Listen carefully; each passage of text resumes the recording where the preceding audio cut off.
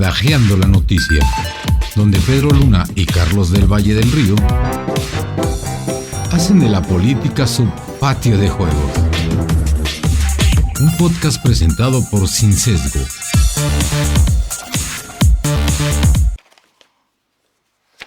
Hola, me da mucho gusto saludarles en este Badajeando número 44. 44. ¿Cómo estás, querido Pedro? Bien, ¿y tú? Estoy aquí con mi amigo Pedro Luna, yo soy Carlos del Valle, en este Badajeando 44, cada vez más cerca del día de las elecciones. Sí, 47 días ya. 47 días. Sí. ¿Cómo ves las cosas? A ver, vamos viendo por ahí. Yo creo que me traje unos números. A ver, para vamos. que se ponga más. Ay, Dios interesante. mío, ya empezó a ver. Muchas Pero gracias. este proceso electoral, me puse a hacer un estudio de las encuestas, de los procesos. Y aquí podemos ver muy claro, por ejemplo, en el 2006 fue un proceso en el que hubo muchos cambios, sí hubo cambios en diversos momentos del proceso electoral entre los punteros, ¿no? Entre Andrés Manuel y Felipe Calderón. Incluso, ya en los últimos estudios, las últimas encuestas previos a la elección, daban la mayoría como ganador a Andrés Manuel, por un punto, por 2 puntos, una cosa así. Pero bueno, al final sabemos que terminó ganando por el famoso punto 5, punto y cachito. Pero ¿no? a ver, en el 2006 Calderón siempre estuvo abajo de las encuestas. Sí, hasta que llegó. Nada más hasta que Arco llegó le daba. abril. En abril, de abril a mayo dominó las encuestas. Después volvió a levantar Andrés Manuel. Después volvió ya ahí fue un toma y daca, hubo un intercambio constante. Pero bueno, finalmente fueron siempre con números muy cerrados. Las ventajas que le daban las encuestas a Andrés Manuel, a lo mucho que llegaron a estar en noviembre del 2005, previo a la elección, a 12 puntos. Sí. Era lo más Ok, que eso llegó a estar. fue el proceso del 2006. Ese fue el proceso del 2006 y además con un proceso en el que hay que ser también muy honestos. Hubo una participación por parte del gobierno, una intromisión que, no sé si recuerdas, que fue un poco polémico al final, a la hora de la calificación de la elección del Trife, que dijo que había puesto en riesgo Vicente Fox el proceso electoral por su intromisión. Que yo me pregunto si no será el mismo, ahora tema. Es mucho más, ahora es mucho más claro porque estamos aún, si esa fue una elección en la que hubo intervención estatal, esta es una elección pues totalmente de Estado. Claro. En el proceso del 2012, con Enrique Peña Nieto, él siempre tuvo, y yo creo que aquí hay una similitud. Aquí, si ves los números, y aquí se pueden ver, siempre fue arriba en las encuestas. Y siempre fue arriba por 25, por 20, o sea, números muy grandes los que tuvo. Y esto se explica como un desencanto de los gobiernos panistas. De los gobiernos ¿no? panistas. Veníamos de Fox, de Calderón. Estos comentarios que hacían los priistas de nosotros sí sabemos gobernar, nosotros sí sabemos, y que venía esta llamada generación dorada del PRI, que ahora están en la cárcel o están prófugos, ¿no? Que por cierto, hay que decirlo, y otros están con Morena. Tantos que hablan de el PRIAN, bueno, sí, tal vez. Y la corrupción de Peña, sí, seguro.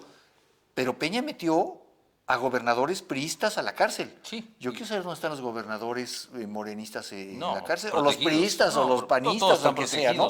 Y bueno, y al final, aquí sí lo que hubo, y que hubo un fallo en las encuestas importante, es que terminó ganando por un porcentaje de alrededor de 7%. Enrique Peña Nieto. Sí. Y eso tiene que ver con lo que hemos platicado también nosotros con respecto a esta Claudia Sheinbaum, que el tema de la administración de la caída, porque él siempre estuvo hasta arriba y él tenía que administrar la caída, pero hay que ser muy francos, pues Peña Nieto tuvo una campaña no mala, pésima, y tuvo una pésima administración de la caída. Fue la campaña de te lo firmo y te lo cumplo, el 132. Fueron muchas cosas, y desde el tema de 132 se le descompuso toda la campaña, nunca supo mejorar, y fue una caída estrepitosa en los números, a pesar de que las encuestas marcaban otra cosa. Y además hay que tener en cuenta que la ventaja que tuvo Peña Nieto para no llegar al cruce eventual que pudiera haber cerrado más la elección es que ya había, con la reforma que impulsó Felipe Calderón en materia electoral, se habían reducido los tiempos de campaña presidencial. Sí. Se hizo una campaña más corta, que esto francamente favorece siempre al que va arriba, ¿no? Al que, al que arranca. Hay menos tiempo de remontar. Hay menos tiempo de remontar. Luego en el 18... En el 18 sí hay, pues, fue clarísima la... López ahí sí arriba. no hubo, ahí hubo un dominio permanente de Andrés Manuel. En algún momento por ahí de mayo hubo un acercamiento de hay unos 12 puntos por ahí en algunas encuestas por parte de Anaya, pero fue totalmente aplastante la victoria de Andrés Manuel y además o sea, incluso superando la mayoría de las encuestas que fueron más acertadas en este caso, en el de Andrés Manuel, fue la de María de las Heras, que sabemos que está con este grupo, entonces ellos siempre, es la que ahorita pone 60 puntos de diferencia, sí. Entonces digamos, pues no es desatinado que haya quedado tan cercano, pero la del Financiero fue la más acertada en ese momento, daba 54, 21 y 22, y al final quedó 53.19, 22.27 y 16.4. O sea, el que más se desplomó fue el PRI. Y ahora, en este proceso... A ver, ¿cómo vamos? En este proceso, según las encuestas que se han publicado desde finales del año pasado hasta la fecha, pues también hay una diferencia brutal de parte de Claudia Sheinbaum que, pues a mí por más que le busco, y por ejemplo, acaba de salir la de México Elige, que le da una ventaja de 6.20% muy reciente del 9 de abril, y otra también del 8 de abril de El Financiero, que la pone a 18.70, o la de la encuesta MX, que la pone a 9.80. Esas son las más favorables para Xóchitl Gálvez.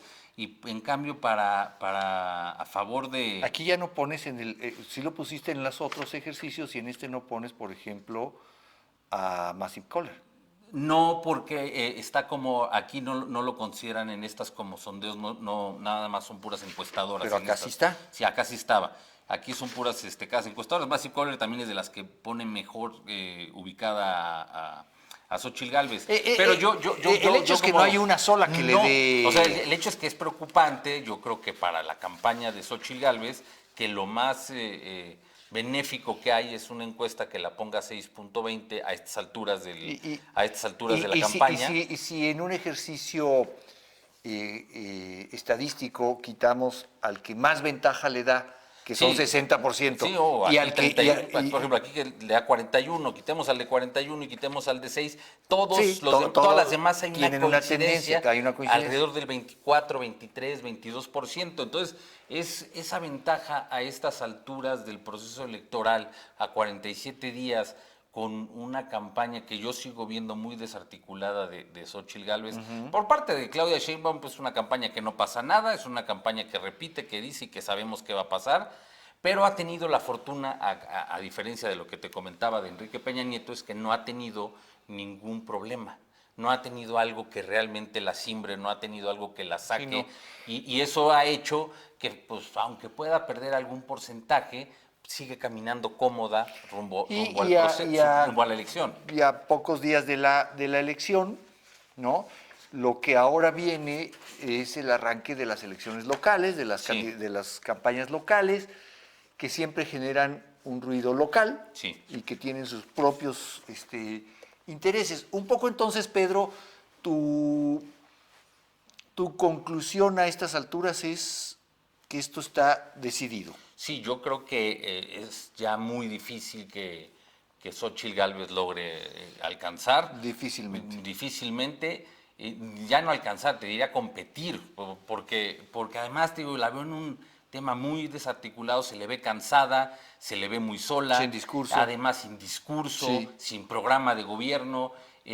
Luego errores muy básicos. En algún momento yo te comenté que yo consideraba un error el que haya incluido a su hijo, a sus hijos como parte con cargos directivos dentro de la campaña. Tal vez su hija se justificaría porque tiene una preparación mucho mayor que el hermano, pero este muchacho que si ella misma lo ha dicho y lo había dicho en entrevistas que era problemático, no le puedes otorgar nada más por ser tu hijo un cargo y tú mismo meterte el pie. Y luego estas declaraciones que hace a bote pronto no son buenas. El tema, esta última que a mí me pareció realmente lamentable, la de los 60 años, que si no has hecho un patrimonio estás bien güey.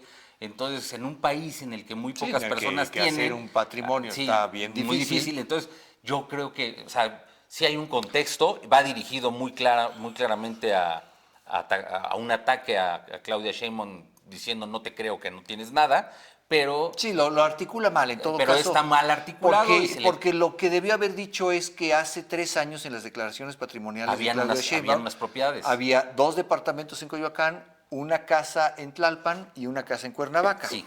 Y de repente desaparecen y sale con la noticia de que ella vive en un departamento rentado. Sí. Pues vivir en un departamento rentado está muy bien, tener propiedades está también muy bien. Lo que ella cuestiona es por qué desaparecieron, Sí, pero no lo hace de manera correcta. Exacto. Entonces, parece que ataca a los que tienen un patrimonio. Sí, ¿no? esa desarticulación, esa falta de...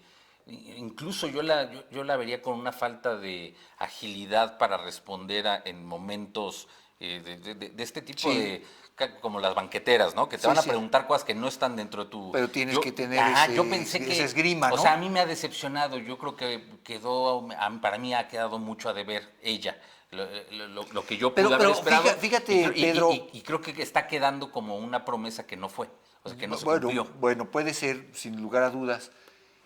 Y si tú revisas, por ejemplo, la caballada de la oposición, pues tampoco es que hayan dejado de lado a los mejores gallos. O sea, yo no veo que Santiago Krill lo hubiera hecho mejor, honestamente. Como no lo veo, ¿no? En la caballa estaba flaca, ¿no? Pero no había, flaquísima, aquí estaba muerta de hambre. Pero sí creo tal vez, si de todos modos tenían cuesta arriba este proceso, no me imagino, por ejemplo, leía una entrevista el fin de semana que le hacen en Eje Central a Enrique de la Madrid. Ajá. No me imagino a Enrique de la Madrid cometiendo tantos gazapos, tantos errores. Tampoco me imagino... Pero no me imagino a Enrique de la Madrid candidato a la presidencia. La verdad es tampoco, que... Pero tampoco al mismo... No entusiasmaría a su mamá. El mismo Santiago Krill, que también tampoco entusiasmaría, tampoco. Pero no cometería ciertos errores que... Pues no lo sé. En sus manos estaba que no los cometiera Xóchitl y la dejó. No, la dejó por un tema de... El tema de los partidos sigue pesando. El tema de... Sí, además tener a cuestas a personajes impresentables también le ha costado mucho. Ahora, yo lo que sí creo, Pedro, más allá de que el escenario que nos planteas creo que es el más sensato, no habrá sorpresas en la elección, será una elección en la que se ratifique lo que las encuestas han venido diciendo en torno a Claudia Sheinbaum. Creo que sí hay un cisma de fondo en la política mexicana y es que para todos queda claro, y esto le queda claro también a los morenistas, a las bases morenistas, pero a las dirigencias morenistas, pero también de parte de la oposición, que este sistema de partidos ya no da más. Sí, no. Va a haber que entrar a una reforma profunda de cómo vivir nuestra democracia. Pero si te parece, de eso hablamos. Y de un exministro incómodo, ¿te parece que hablemos después del corte? Sí, claro que sí. Vamos y estamos en un minuto de regreso con ustedes. Suscríbete a nuestro canal de YouTube. Sin Sesgo. Periodismo de clase mundial para un mundo que nos pertenece. Estamos ya de regreso, estoy con mi amigo Pedro Luna, yo soy Carlos del Valle, en este Badajeando, ¿qué es? ¿44? 44. 44 Badajeandos. Esto quiere decir que llevamos 44 semanas platicando sobre lo que ha sido este país, cómo ha venido, y la verdad que es fascinante, este país da para platicar mucho más. Y bueno, a ver, hablábamos de las encuestas, hablábamos de las campañas. Del proceso. Del proceso. Sí, que además, no es culpar todo a Xóchitl, no es todo culpa de ella, no, son errores. Creo que sí enfrenta una elección de Estado como no ha habido... Es que a eso quería yo llegar. Esta es una elección de Estado como no las había sin lugar en a décadas. No, con el presidente metido a todo. Es un tema obsceno lo que estamos viendo. El presidente, además, hablando de que le van a quitar su libertad de expresión por el tema de las mañaneras, cosas ridículas. Entonces sí es un escenario muy difícil y además creo que la sociedad, y también ya en algún momento te lo había comentado, a lo mejor como tú lo dijiste, hay un espejismo de que las cosas no están tan mal. Eso podría pasar. Yo creo que la sociedad eso está creyendo. Y si eso está pasando, la gente no está entendiendo, yo creo que algo que es fundamental. Estamos ante un proceso que nos va a definir si continuamos teniendo democracia o no. Claro, Y claro. eso tampoco lo han sabido comunicar al nivel al nivel de gravedad que estamos enfrentando. Estoy absolutamente de acuerdo contigo y yo quiero decirte, Pedro, creo que Xóchitl Gálvez es la mejor candidata que en su momento tenía el grupo opositor. No se me ocurre en el grupo opositor, y tengo que confesarles, aquí lo he platicado y tú lo sabes, que los conozco de cerca a este grupo opositor, no se me ocurre que en las filas de la oposición hubiera podido existir una mejor candidato que Xóchitl Gálvez. Dicho esto, me da pie para entonces hablar de lo mal que está la oposición en cuanto a cuadros, en cuanto a sensibilidad social, en cuanto a aceptación. Si Xóchitl es lo mejor que tenemos los mexicanos en una elección para competirle al gobierno, y es lo mejor, y ha hecho, como tú bien has señalado aquí, una campaña con enormes deficiencias, sin emocionar a la gente, sin entusiasmarlos, sin concientizarlos de la verdadera dimensión a lo que nos estamos enfrentando. Esto nos lleva también a pensar en el abandono de una parte de la sociedad a la política. Esta parte de la sociedad que hoy es la oposición, que es la clase media opositora, que abandona la política y la retoma cuando siente que las cosas van mal, pero que no piensa en términos de política todos los días, y eso es lo que hace una democracia. Y en las implicaciones que tienen en lo cotidiano. Claro. Si tú nada más te acuerdas en un momento de emergencia, pues es cuando ya es demasiado tarde. Ya, ¿cómo remedias eso? Y yo creo que, lamentable, digo, y te lo he dicho y lo hemos platicado no solamente en cámara, sino aparte, creo que esto a lo mejor va a cambiar en México, va a llegar a alguien que va a ganarle a Morena eventualmente, pero va a ser alguien que va a tener que ser muy disruptivo, y yo creo que me imagino algo estilo Milei, alguien que venga y que rompa y que quiebre los... ¡Qué miedo! Pero también cuando llega Milei hay que estar muy conscientes que fue ya en un momento en el que el país está en una crisis terrible.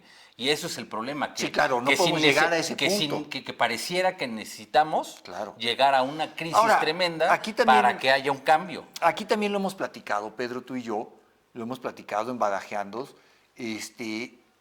Pareciera que después del 2000 los ciclos son de 2 sexenios, ¿no? Sí, tampoco hay un bandazo tan grande en cuanto a la...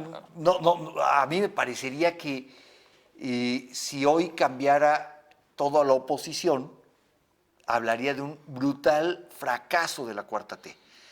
Y hay que decirlo, más allá de las repercusiones que tenga la Cuarta T o no, en el imaginario social no ha sido ese fracaso. Sí, no, el imaginario colectivo. Veremos el próximo gobierno. Y es que lo que ha tenido, además, que es muy llamativo y siempre lo ha tenido Andrés Manuel, es inmune a los ataques y tiene una manera de comunicar que le ha sido muy funcional y que además con ese foro que tiene diario de horas de estar pontificando, pues es muy difícil competir y es muy difícil hacer algo en contra de eso. Entonces, no es una cosa fácil. Lo que está haciendo, la labor que está intentando hacer Xóchitl Gálvez es algo titánico. Yo esperaría, y eso sí creo y espero que sucediera a lo mejor algo en estos 47 días que restan para que se logre cerrar, aunque sea un poco la brecha con el tema del Congreso, porque eso es, aquí lo más importante de este proceso electoral yo creo que va a ser la definición de las cámaras y que no logren ese llamado plan C, porque si logran el llamado plan C, estamos hablando de una nueva constitución y estamos hablando de la destrucción de la democracia totalmente. Estamos hablando ya de instaurar un régimen y no de llevar a cabo un proyecto de gobierno. Sí, es que hay una enorme diferencia de decir, mi proyecto de gobierno es así y aunque no les guste, esto es lo que votó la gente. Sí. Y otra cosa es instaurar un nuevo régimen que... autocrático, totalitario. Que eso no es así.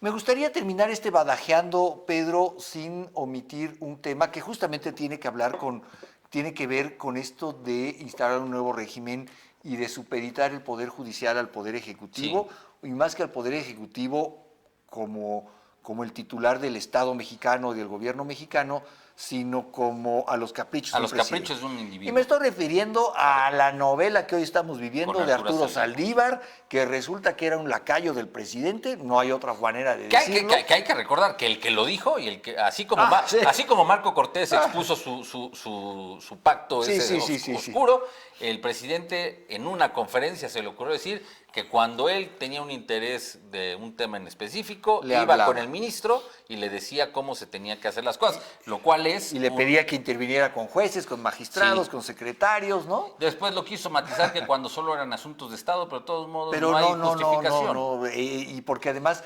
no se entiende que en un litigio judicial no hay un asunto de Estado, es siempre un particular contra el Estado, en este caso, y cada quien cree tener la razón, por eso se dan los litigios.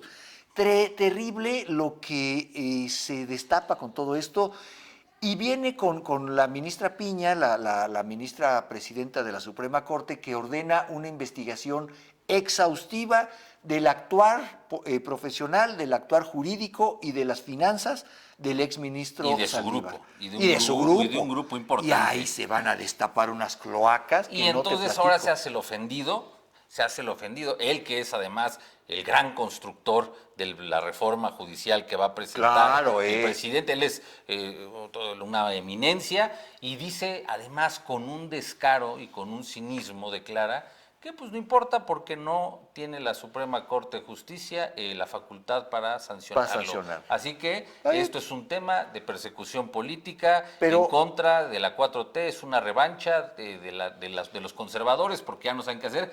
Pues yo no creo, este es un tema justamente del Poder Judicial, claro. Y es un tema muy serio. No puede sancionarlo, pero sí puede tomar medidas. Una de ellas, por ejemplo, es congelarle su pensión esta que le dan con el 100%. Que además, y déjate eso, que además pidió la silla, o sea, un tipo de lo más pidió bajo. Llevarse la silla, la impresora. Es una serie de cosas que pidió que verdaderamente es vergonzoso cuando ellos pregonan ser de otra manera. Si tú no pregonas, si tú no estás diciendo que eres de una forma, está bien, bueno, ¿okay? tal pues vez, cada ¿no? quien, digo, a mí de todos modos se me hace, no deja de no se me hace ético, ¿no? Y no Claro. se me hace moral, pero bueno, pero y, si tú dices que eres todo lo opuesto tu actuar. Claro. Y yo me pregunto una cosa, Pedro, para ir concluyendo. Ya participó del gobierno de la 4T una exministra de la Suprema Corte. Sí. Ya fue secretaria de Gobernación, ¿no?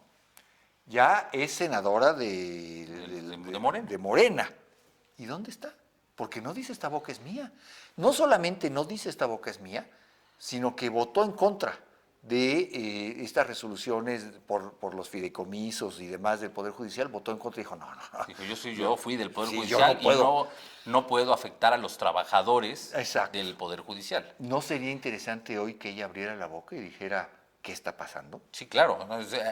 Hay mucho, yo creo que de esto, de esta nota, hay mucho que va a salir, hay mucho que habrá que estar pendientes, habrá mucho que analizar, pero sí simplemente y ese es el problema, es una muestra más de la corrupción o es una muestra más del cinismo, porque saben que no pasa nada. Y entonces el problema, ya te lo había comentado en el programa pasado, el problema es que como sociedad estamos muy mal, hay un problema profundo, hay un problema muy profundo y la sociedad no se está moviendo. Y mientras la sociedad no se movilice, la sociedad, como decías tú, no se concientice de que tiene que ser partícipe de la política en lo cotidiano, estamos perdidos, porque además el cambio solo viene del sector de la sociedad civil. Un cambio no va a llegar de ellos. Ellos, como lo has dicho, entre ellos ponen las reglas, deciden. Son los mismos. Hoy los que son candidatos de Morena eran candidatos del PRI, antes eran candidatos del PAN, antes eran candidatos del Verde. Una cosa y los que decían vergonzosa. Eres un ratero, hoy están del lado y hoy están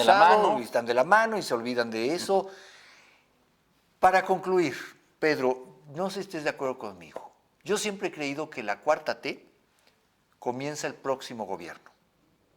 Y ahí vamos a ver el verdadero talante de la 4T. Y a mí me preocupa porque creo que va a ser... Viene el tema autoritario, ya no tienen dinero, o sea, es fácil ser el popular de la cuadra cuando No, no le invitas pasó, a no, todo el bueno, mundo, a ver, ¿no? le Pero pasó, ya no le hay. pasó a Hugo Chávez Claro. cuando el precio del petróleo estaba a lo más alto y tenía petróleo. Regalaba la regalaba gasolina. el petróleo, lo Sí. regalaba y se lo La daba. gasolina hasta costaba un centavo de incluso dólar. hasta Estados Unidos le regalaba a ciertas partes ¿Te acuerdas que al Bronx le daba. les llevó combustible para la calefacción? Ajá, a ese nivel es el Sí, populista, es fácil cuando tienes recursos, Sí. pero cuando te los acabas. Cuando se trata de ser el popular en el salón y tienes dinero, el dinero de tu papá, para invitarle tragos Para a regalar. todos, eres Sí, el yo número creo que uno. no es tu dinero. Cuando tienes que pagar esas tarjetas y le dices a tus amigos, oigan, ¿se acuerdan que les invité unos tragos, hay que pagarlos?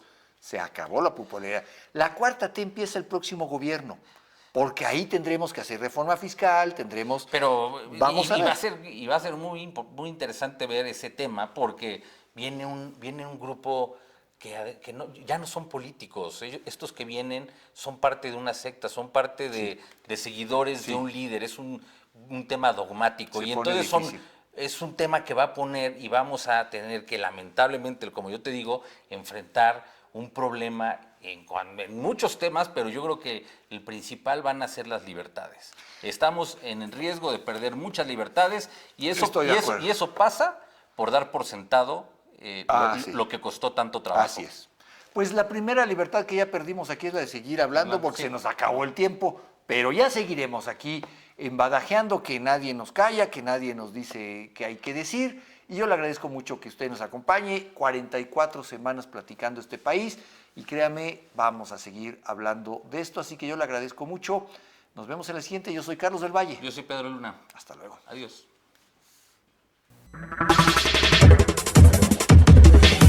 Hasta aquí Badajeando la Noticia, donde Pedro Luna y Carlos del Valle del Río hacen de la política su patio de juegos. Un podcast presentado por Sin Sesgo.